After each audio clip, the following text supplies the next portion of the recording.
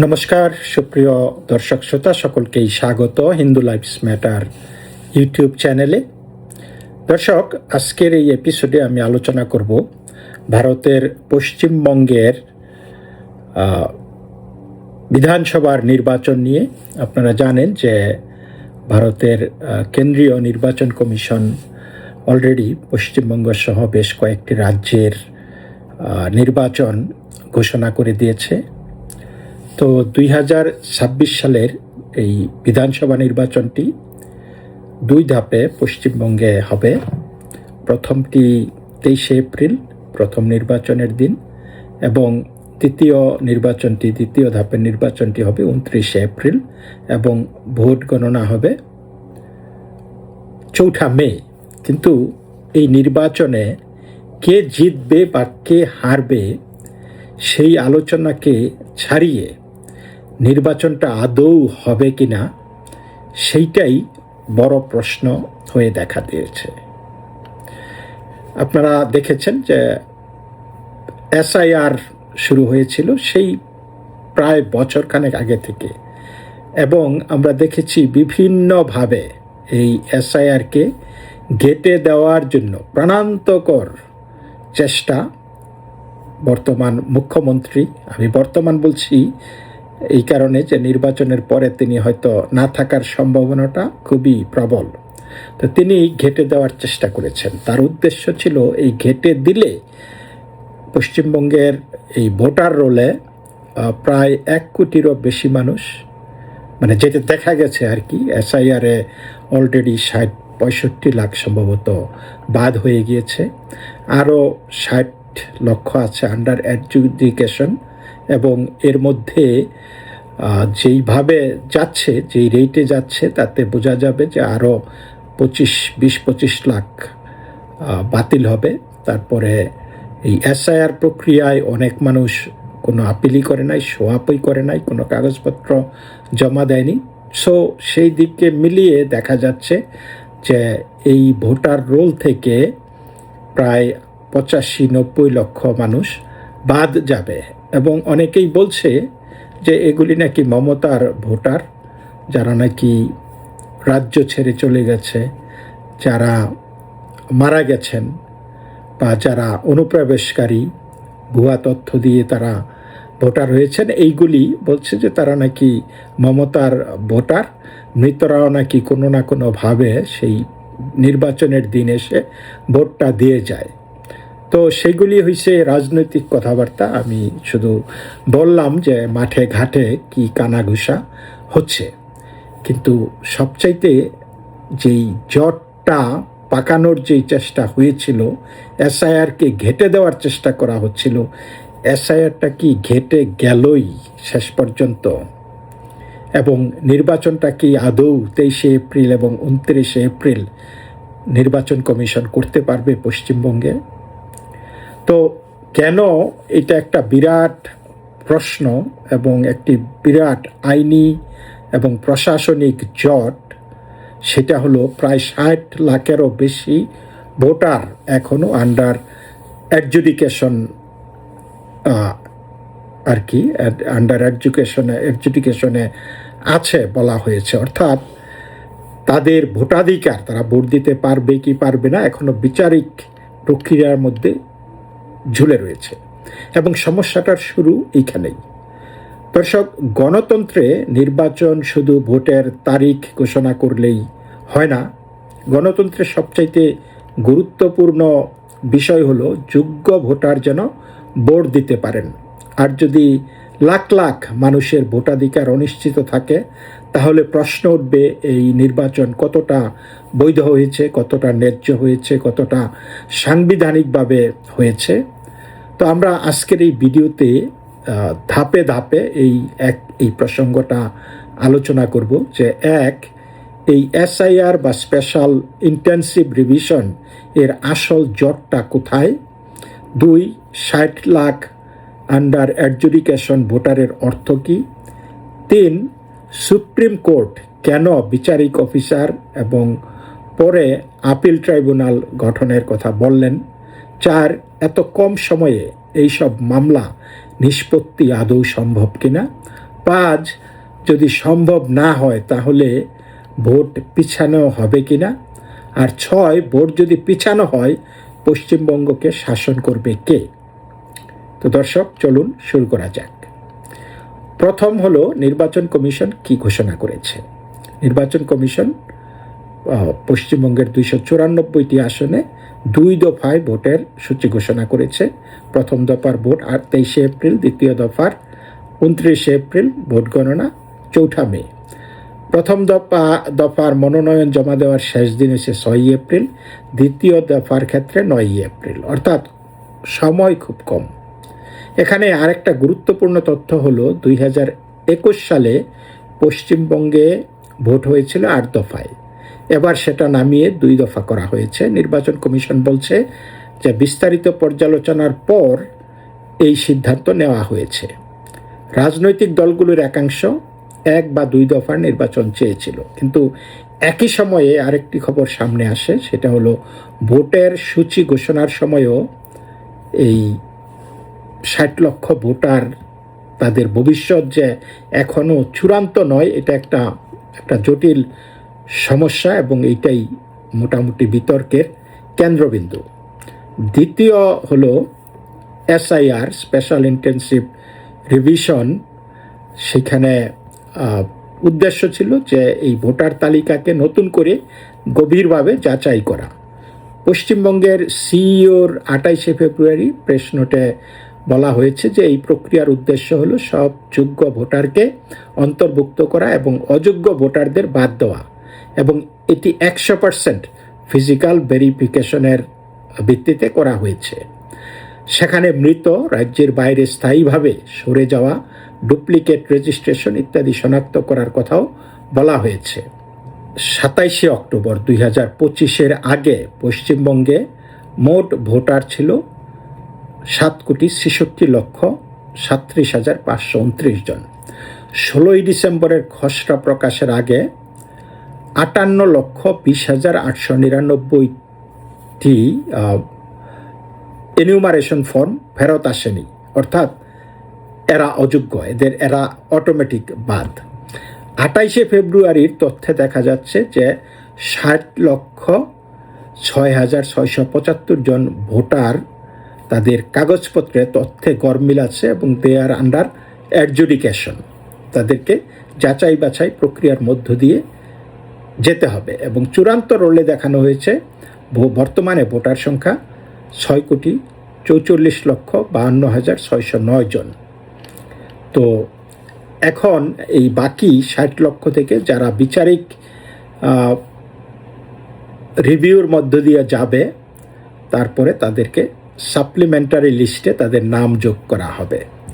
তো এই 60 লাখ বা 63 লাখ সংখ্যাটার মধ্যে কে সত্যি যোগ্য বা কে অযোগ্য, কাকে ভুলভাবে বাদ দিয়েছে এবং কে পরে ফিরে আসবেন, এটা এখনও কিন্তু বলা যাচ্ছে না। তাই কেউ যদি বলেন যে সবাই ভুয়া এই 60 লাখের মধ্যে, সেটা এখনও প্রমাণিত নয়। আবার কেউ যদি বলেন যে একজনও অযোগ্য নয়, সেটাও কিন্তু প্রতিষ্ঠিত নয়। এখন দ্যাটস ওয়াই এইটাকে আন্ডার অ্যাডজুডিকেশন বলা হচ্ছে। তাই আমাদের আলোচনার মূল ফোকাসটা হলো প্রক্রিয়াটা, যে এত বিশাল প্রক্রিয়া এত কম সময়ে এই ন্যায্যভাবে কিভাবে সমাধান হবে। তো দর্শক, সুপ্রিম কোর্ট কেন এখানে হস্তক্ষেপ করতে গেল? SIR প্রক্রিয়াটা একটা স্বায়ত্তশাসিত ইন্ডিপেন্ডেন্ট নির্বাচন কমিশন দ্বারা হচ্ছিল, সুপ্রিম কোর্ট কেন গিয়েছে? আসলে মমতার খেলাটাই ছিল সেইখানে, যে সুপ্রিম কোর্টে নিয়ে এটাকে ঘেঁটে দেওয়া, এবং সেইখানে সুপ্রিম কোর্ট দেখেছে যে স্টেট গভর্নমেন্ট এবং নির্বাচন কমিশনের মধ্যে ট্রাস্টের বড় অভাব রয়েছে, এবং সেই অভাবটা, এই যে ট্রাস্ট ডেফিসিট, এটা কিন্তু কোর্টের শুনানিতেও বিচারকরা উল্লেখ করেছে। সো তারা সামহাও এইখানে ঢুকে গেছে। তো 10 মার্চ সুপ্রিম কোর্ট ওইখানে ইয়েদেরকে বলেছে রাজ্যকে বলেছে যে এসআইআর প্রক্রিয়ায়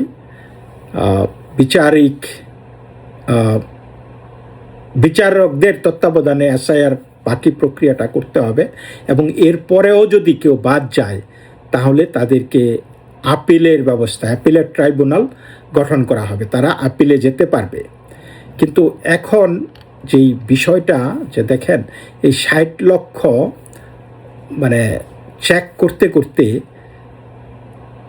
এই বিচারিক কমিটি আর কি, যে বিচারপতিদের তত্ত্বাবধানে যেটা হচ্ছে, প্রায় 600-700 বিচারকরা একসাথে কাজ করতেছে, এরা কি পারবে এই কিছুদিনের মধ্যে 60 লক্ষ শেষ করতে? মানে আপনি যখন নির্বাচনের মনোনয়ন ফর্ম সাবমিট করবেন, দি লাস্ট ডে, ওই দিনই কিন্তু আপনার ভোটার লিস্টটাকে লক করে দিতে হবে। যখন ভোটার লিস্ট লক হয়ে যাবে তাহলে এই যে ট্রাইব্যুনাল প্রক্রিয়া, এই যে বিচারিক যেই ভেরিফিকেশন প্রক্রিয়া, এগুলি কি একসাথে সব কিছু করা যাবে? এটা কি আপনাদের মনে হয়? তো হ্যাঁ, হয়তো বা তারা এই যে যারা আন্ডার অ্যাডজুডিকেশন আছে তাদের না হয় কমপ্লিট করলো। তো এইখানেও তো শোনা যাচ্ছে যে 20 থেকে 25 লাখ লোক বাদ যাবে, নাম বাদ যাবে। তাহলে এই 20 থেকে 25 লাখ নাম বাদ গেলে তাদেরকে সারাই কি নির্বাচনটা হয়ে যাবে? এটার কি আইনি ভিত্তি থাকবে তখন নির্বাচনটা? তো দর্শক, নির্বাচনের আগে মাত্র 3 সপ্তাহ সময় আছে। তাহলে এই 3 সপ্তাহের মধ্যে যেটা করতে হবে, যে প্রথমত বিচারিক অফিসারদের সামনে আর কি এই পেন্ডিং কেসগুলি নিষ্পত্তি করতে হবে। তারপরে আবার যাদের নাম বাদ দেওয়া হবে তাদেরকে আপিলের সুযোগ দিতে হবে। তারপরে এখন এই আপিল কোন প্রক্রিয়ায় হবে, কিভাবে হবে, সেটা কিন্তু কেউ মানে জানে না এখনো সেই প্রক্রিয়াটা ঠিক হয়নি। তাহলে আপনারা এই ধরেন একটা ভোটার বাদ পড়ে গেল, এবং সেই ভোটার যে শুধু ভোট দিবেন সেটাই না, সেই ভোটার তো নিজে প্রার্থীও হতে পারেন। তো তাদের ক্ষেত্রে প্রশ্ন উঠবে না যে তাদেরকে কি সমান সুযোগ দেওয়া হলো? একজনকে তো আপনি একজন ভোটারকে আপনি ভোটদানে বিরত রাখতে পারেন না, অথবা একজন ভোটারকে নির্বাচনে কন্টেস্ট থেকেও বিরত রাখতে পারেন না। তাহলে এই প্রসেসটা কি একটা সাংবিধানিক সংকটে পড়বে না? কারণ ভোটাধিকার, প্রার্থী হওয়ার অধিকার এবং ফ্রি অ্যান্ড ফেয়ার ইলেকশন, এই 3টা জিনিস একে অপরের সঙ্গে গভীরভাবে যুক্ত। তো এই যে আপনার কথা আসবে যে যোগ্য ভোটার বাদ পড়লে পরে আপিল করুক, এই যুক্তি কি যথেষ্ট? নাম বাদ পড়েছে, আপনারা হয়তো বলবেন নাম বাদ পড়েছে তাতে কি হয়েছে, আপিলের ব্যবস্থা তো থাকছে, ভোটের পরে আপিল করলেই তো হয়ে যায়, তাই না? কিন্তু এটা কি যথেষ্ট? আমার তো মনে হয় না। কারণ গণতন্ত্রে পরে আপিল করা এটা কার্যকর প্রতিকার নয়। যদি নির্বাচনই হয়ে যায় আর একজন যোগ্য ভোটার ভোট দিতে না পারে, তাহলে পরে তাকে নাম ফিরিয়ে দিলেও সেই নির্বাচনে তার ভোট তো আর ফেরত আসে না। আর এইখানেই বড় প্রশ্ন, ধরুন কোনো ব্যক্তি প্রকৃতপক্ষে যোগ্য ভোটার ছিলেন, কিন্তু এসআইআরে তার নাম বাদ পড়ে গেল, আপিল ট্রাইব্যুনাল সময় মতো শুনল না, নির্বাচন হয়ে গেল, পরে তিনি জিতে গেলেন আপিলে, তাহলে তার ভোট না দিতে পারার যেই ক্ষতি, সেই ক্ষতিটা পূরণ কে করবে? তার চাইতেও বড় কথা, যদি তিনি নিজে প্রার্থী হতে চাইতেন, তার নাম যদি তালিকায় না থাকে, তিনি কি সময় মতো মনোনয়ন জমা দিতে পারবেন? যদি না পারেন, তবে তিনি কি বলতে পারবেন না যে তাকে প্রতিদ্বন্দ্বিতা করার সুযোগ থেকে বঞ্চিত করা হয়েছে? অবশ্যই বলতে পারবেন। এবং আরও একটি রাজনৈতিক আইনি যুক্তি এখানে উঠতে পারে, মানে কোনো আসনে জয় পরাজয়ের ব্যবধান যদি খুব কিঞ্চিত হয়ে থাকে, খুব সামান্য হয়, তাহলে বাদ পড়া ভোটাররা বলতে পারেন যে আমাদের ভোট থাকলে ফল বদলাতো। এই যুক্তি আদালতে হয়তো টিকবে না, কিন্তু সেটা তো আলাদা প্রশ্ন। কিন্তু এই যুক্তি যে উঠবে, এইটাতে তো কোনো সন্দেহ থাকার কথা নাই, তাই না? তো এখানে একটা নীতিগত প্রশ্ন আসে, সুপ্রিম কোর্ট কি আদৌ এমন পরিস্থিতি তৈরি হতে দিতে পারে যেখানে লক্ষ লক্ষ ভোটার কার্যত অনিশ্চয়তার মধ্যে থেকে নির্বাচনের মুখোমুখি হবে? আদালতের অবস্থান এখন পর্যন্ত যা বোঝা যাচ্ছে তা হলো আদালত এসআইআর বন্ধ করতে চায়নি, কিন্তু একই সঙ্গে প্রক্রিয়াকে বিচারিক তত্ত্বাবধানে এনেছে এবং আপিলের স্বাধীন ব্যবস্থা রাখতে বলেছে। অর্থাৎ আদালত নিজেও বুঝেছে যে বিষয়টা খুব সংবেদনশীল, কিন্তু সমস্যাটা হচ্ছে যে প্রক্রিয়া যত ন্যায্যই হোক, সময় যদি যথেষ্ট না থাকে তাহলে ন্যায় বিচার বাস্তবে অকার্যকর হয়ে যেতে পারে। আইনের খুব পরিচিত একটা ধারণা আছে, সেটা হলো justice delayed is justice denied, এবং ভোটার তালিকার ক্ষেত্রে এটাকে একটু বদলে যদি বলবো যে recognition delayed is disenfranchisement in practice.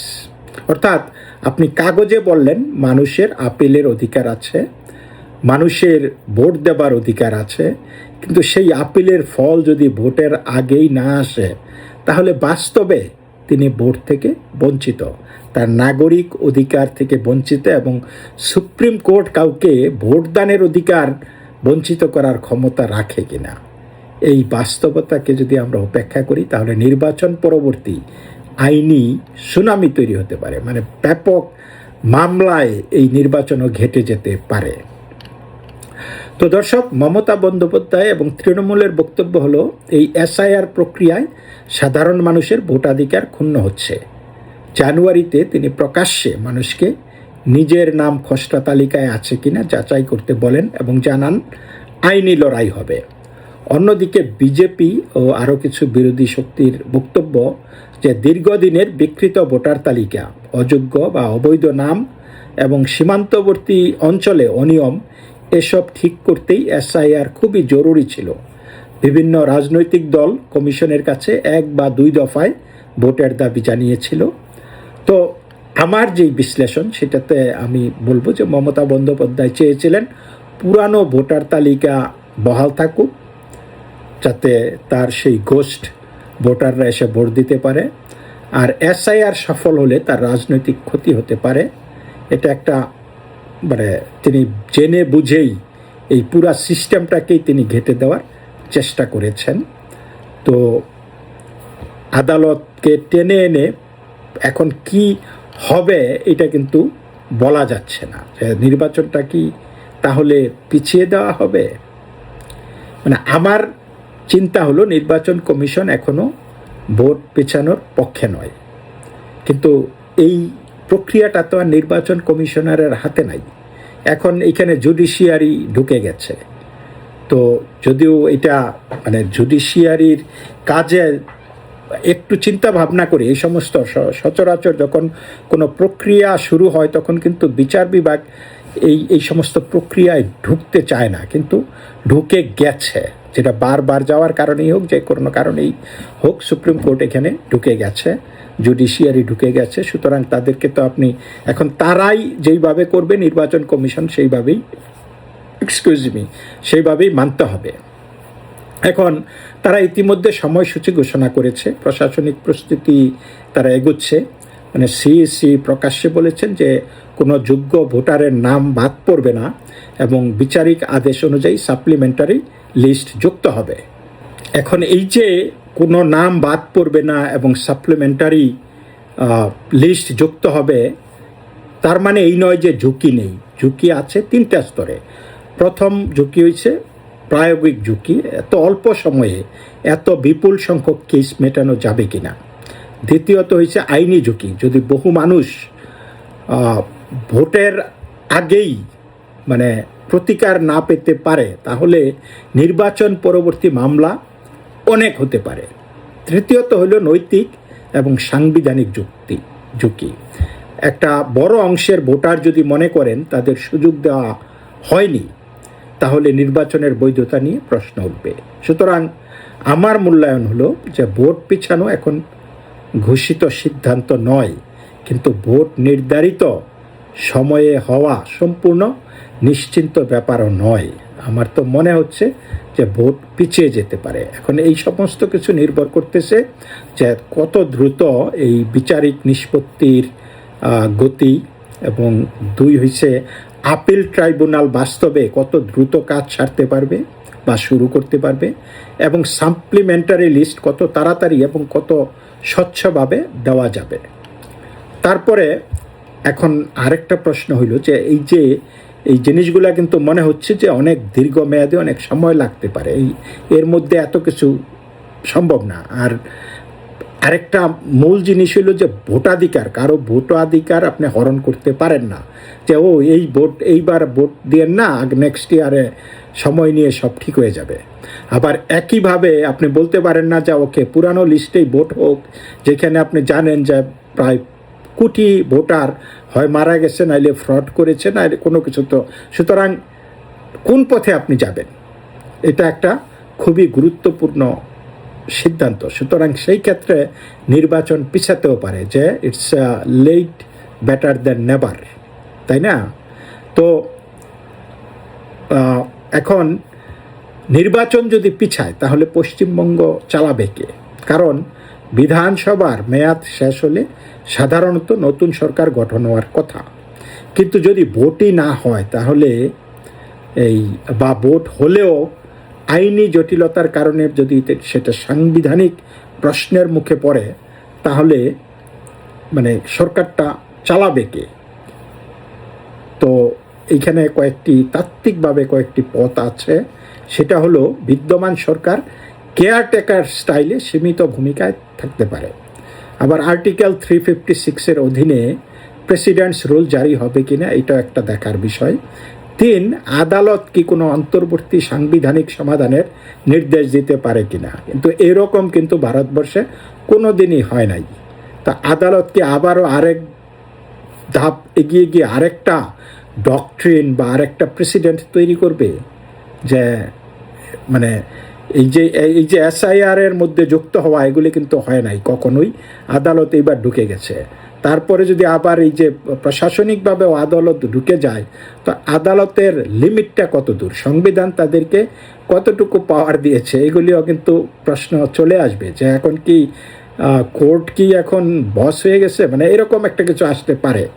তো যাই হোক, এই judiciary will run the state, এই কথাটা রাজনৈতিক ভাষায় বলা যায়, কিন্তু সাংবিধানিক অর্থে আদালত সরাসরি রাজ্য চালায় না। আদালত নির্দেশ দিতে পারে, তদারকি করতে পারে, সীমা নির্ধারণ করতে পারে, কিন্তু নির্বাহী প্রশাসন আদালত নিজ হাতে নিয়ে নেয় এমনটা স্বাভাবিক সাংবিধানিক কোনো কাঠামো না। তাহলে সরকারটা চালাবে কে? যদি জট খুব বাড়ে, সবচেয়ে বেশি আলোচনায় আসবে প্রেসিডেন্টের রুল, রাষ্ট্রপতি শাসন বা কোনো অন্তর্বর্তী প্রশাসনিক ব্যবস্থা। আর এইখানেই একটা প্যান্ডোরাস বক্স খুলে যাচ্ছে। We are in a totally নতুন একটা টেরিটরিতে। উই ডোন্ট নো তখন কি হবে, কারণ তৃণমূল স্বাভাবিকভাবেই বলবে এটা রাজনৈতিক ষড়যন্ত্র, বিজেপি বলবে ভোটার তালিকা পরিষ্কার না করে নির্বাচন মানে গণতন্ত্রকে প্রহসনে নামিয়ে আনা, বাম এবং কংগ্রেস বলবে দুই পক্ষের লড়াইয়ে সাধারণ ভোটার বঞ্চিত হচ্ছে, আর আদালতের ওপর চাপ আরও বাড়বে।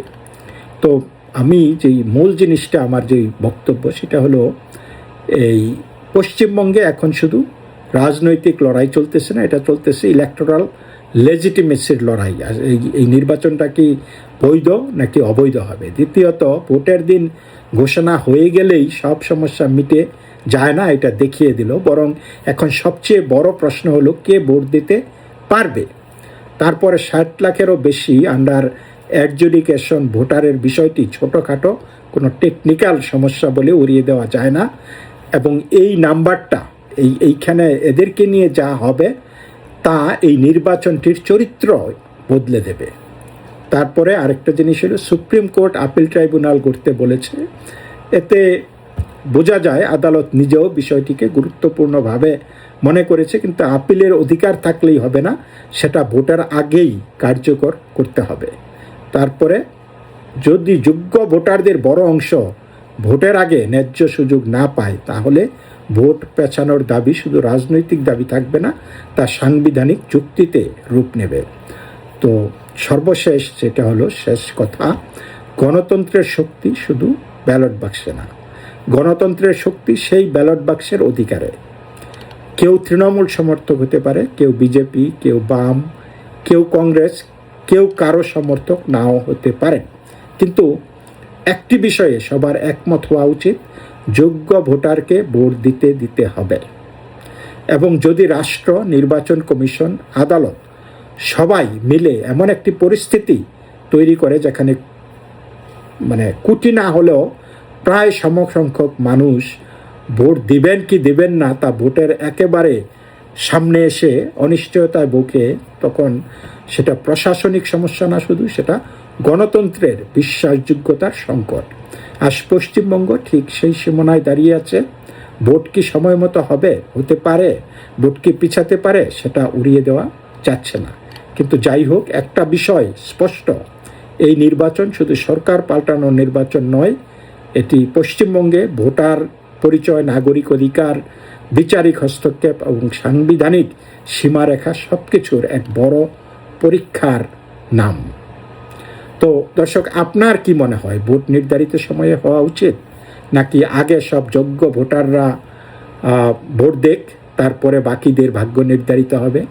কমেন্টে লিখুন। আর ভিডিওটি ভালো লাগলে লাইক করুন, শেয়ার করুন, সাবস্ক্রাইব করুন। আবার দেখা হবে পরের ভিডিওতে। নমস্কার।